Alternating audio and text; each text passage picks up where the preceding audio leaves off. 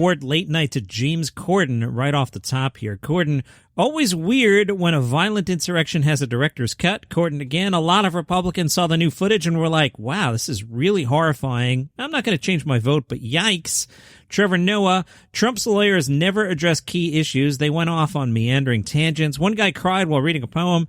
It was going so badly for the Republicans, I thought Ted Cruz was going to start another insurrection just to change the subject. That's pretty good, too. Fallon, Trump's lawyer was so bad, Trump actually flashed the Rudy signal over Mar-a-Lago. Fallon, Republicans are like, wow, that defense was terrible. He couldn't have made a worse case. Anyway, not guilty. Seth, I left a voicemail on ecstasy in 1997 that made more sense. Kimmel, Trump was not happy with how it went. They say the last time he was that mad was when he found out there was a Donald Trump Jr.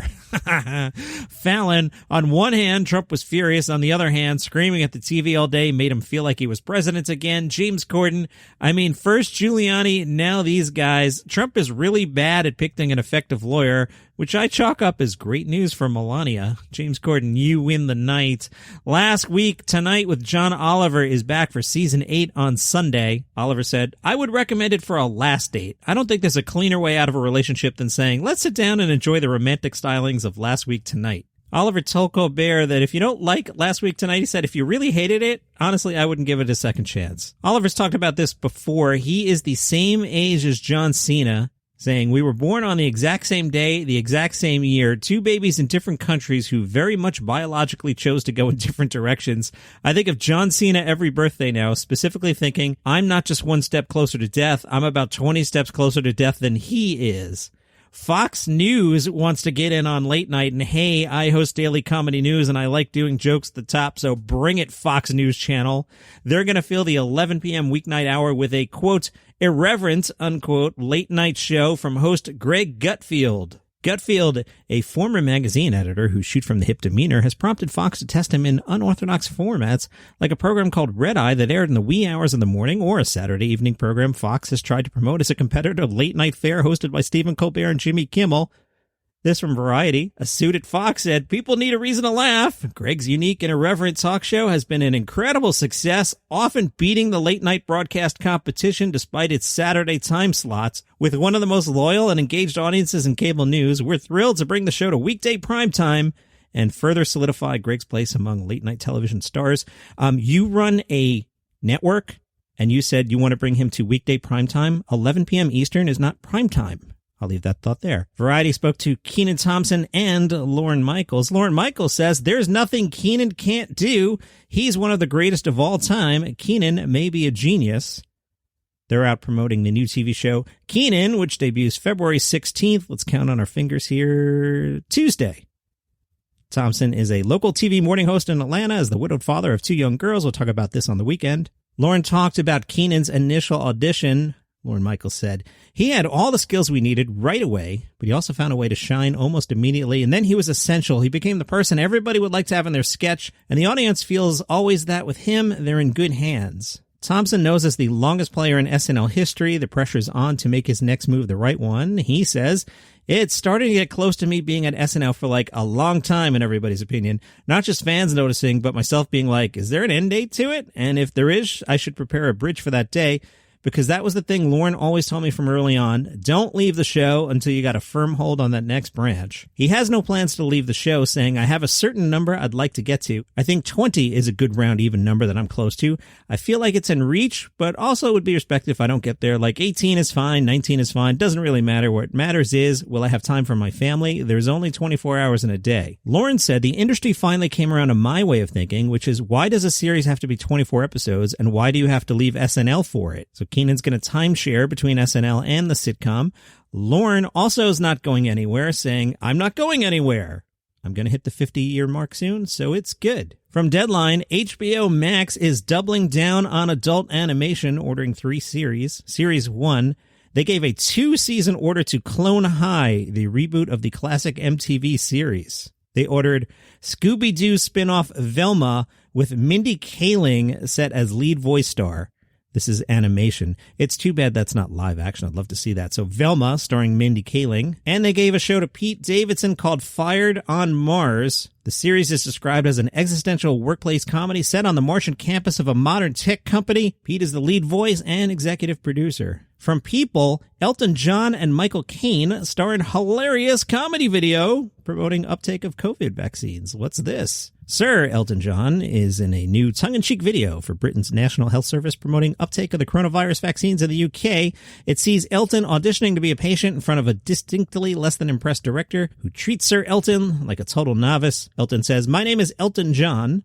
And the director jumps in and says, "Cut there, a little less showbiz, Elton." With Elton floundering, the director requests the exact opposite, then forlornly asks, "Let's go for your Michael Caine impression. Let's just see what it's like."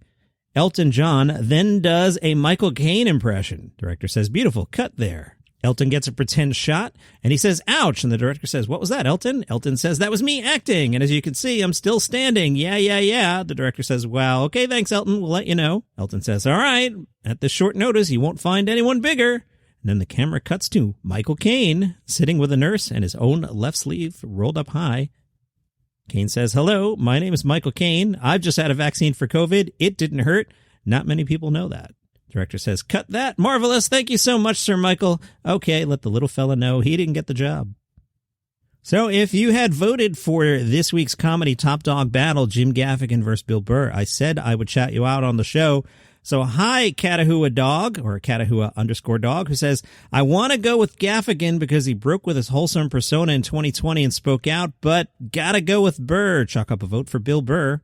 I hope I'm pronouncing this right. J. Arnaud said, "Tough call, but gotta go Burr. Yell at me if I said your name wrong. Happy to shout yet again." Jerry McLean said, "Bill Burr for sure." So that's 3 more votes for Bill Burr. Come back on Monday. I will tell you who the comedy top dog is, and the champion will advance and face someone new. If you've been playing along, you could probably guess who won the week. Check out the Instagram page, Daily Comedy News, if you want to know. Ted Alexandro called into the Stryker and Klein radio show, said he's still awaiting both the $1 million and or Lorne Michaels' pinky. That will suffice. You may recall I told you earlier in the week, Ted Alexandro thinks SNL stole a joke from him. I'm leaning towards Ted Alexandro on this one. Ted says, as of now, no activity from the Venmo from that group. Strangely, a lot of people have been Venmoing me money to show support, which is kind of funny. It's over $300 that come in, like Bernie Sanders. It's all small donations, $27 or less. It's really nice that people have been responding, but not SNL as of yet. The Zalo bit, I did it in 2019, and then I put it in my special in 2020.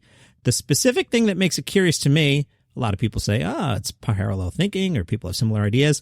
I work at the Comedy Cellar. That's my home club in New York, and that's where a lot of SNL writers work, and they take other people's material. They have a history of suddenly ideas other people have come up with show up on SNL, because it's such a behemoth, you don't really have any recourse except to take to social media and demand $1 million. The fact that comedians have backed me shows that the community kind of knows what's up, and a lot of people have been kind of victimized in similar ways, and a lot of people have stayed quiet about it. So to me, it was like, I'm not going to sit back while especially something to put on my special, which, by the way, people can watch my special cut up on YouTube for free, but it's been there, like I said, since last year. From EW, Kevin James is making the round. He's hawking his new NASCAR show that's going to be on Netflix. And Kevin said, to be honest, I was a fan, but I didn't know too much about it. That means he wasn't a fan at all. Kevin James grew up in Stony Brook, Long Island in the 1970s. He's not a NASCAR fan. He might watch it. Like, I watch it. I've been to Daytona. I'll tell you some stories sometime. It's cool, but I can't claim to be a NASCAR fan. Kevin said, well, to be honest, I was a fan, asterisk, but I didn't know too much about it. I didn't know enough. What was interesting to me was that it was different. It's different for me, and it's a workplace comedy. The format's the same anywhere. In the office, they sell paper supplies, and this just happens to be NASCAR. It's about relationships. Here it happens to be highly competitive, and there's life and death on the line. It's just nuts. There are endless avenues to go with this place, but it's also a funny, funny place to perform. And the fact that NASCAR was in on it and they wanted to help us out, it made the difference completely. They just got excited to do it, and it was the right story, and being in business with Netflix, they felt protected in a good way. It's just a funny show, whether it's NASCAR or not. It's funny.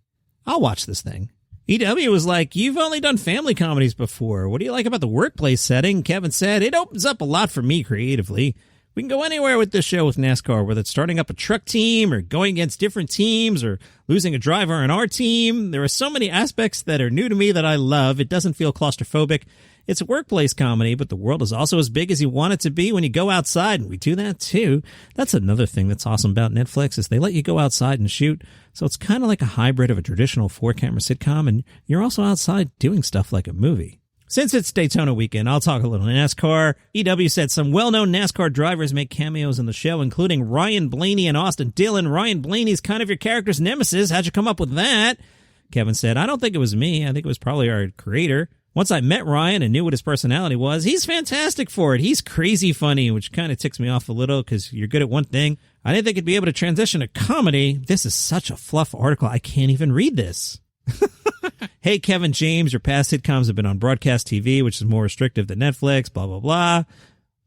Kevin said, the goal was just to be funny and have real relationship stuff. That's what's so great about Netflix. They just let you do your thing. Yeah, I get it. They just let you do your thing, man. Ugh, cash the paycheck, Kevin James. Stop. EW, you shot some footage at an actual NASCAR race, right? Kevin said, yeah, we actually had a car wrapped, with our fake steak logo, and it competed, which was amazing. So that's the benefit of having NASCAR helping you out, too. Fake steak is America's hottest new mushroom-based beef substitute. Kevin James, NASCAR show. It's called The Crew. You going to watch it? You're going to watch it. I'll watch it. If it gets a second season, are they going to bring Leah Remini into it? Kevin said, oh, she's got so much going on right now. She's doing everything now. She's got that game show with People magazine. Really? That's a thing? What is that? I always love to work with her. She's always the best. I'm always open to anything with her. I got a lot for you today. Kevin Hart reportedly fell victim to $1 million scam. According to TMZ, the comedian's personal shopper is accused of defrauding Hart of $1.2 million between October 2017 and February 2019. The accusation is that the personal shopper used the stolen funds to buy extravagant items, including everything from a Sam Friedman painting, which I guess is something fancy, and multiple Louis Vuitton bags to 16 Bear Brick collectible pieces and 5 Patek Philippe watches valued at more than $400,000. The accused is scheduled to appear in court on February 17th. That's your daily comedy news for today. You can follow the show on Spotify. I'm closing in on 1,000 followers on Spotify. Are you going to be number 1,000? No, because you follow me already because you're awesome. I appreciate that. You can also subscribe on Apple Podcasts or wherever you get your shows. What I got this weekend, Sunday is normal. Tomorrow, I've been sitting on this, and I've bounced it like the last 3 weekends. It's a list of the Guardians comedians to watch for 2021. I've bounced that like 3 weekends in a row because there's been so much going on, but I want to get to that while it's still early in 2021. So that's tomorrow. Sunday is normal. Monday's normal, etc. Here 7 days a week. Follow the show on Instagram. Daily Comedy News. And if you like what I do and you want to support the show. Oh, I keep forgetting. All right, good. I finally remembered. So I always talk about buymeacoffee.com/Daily Comedy News. So if you want to support the show one time, you can throw me $5. I'll buy a nice coffee. Here's today's. If you want to be a supporter of the show, you can sign up and it'll just kick $5 every month. A couple of people have done that. Really appreciate that. And once I get to 100 people who do that, I will do an entire episode where I say nice things about Adam Sandler and only nice things about Adam Sandler. Is that not incentive to throw me $5? Don't you want to hear me try and do 10 minutes on Adam Sandler? You do. Buymeacoffee.com/Daily Comedy News. All right, we're heading for the weekend. I hope you have a great weekend. Don't forget, fellas, Valentine's Day. Get her something. You're going to have a bad day Sunday if you don't. I'll see you tomorrow.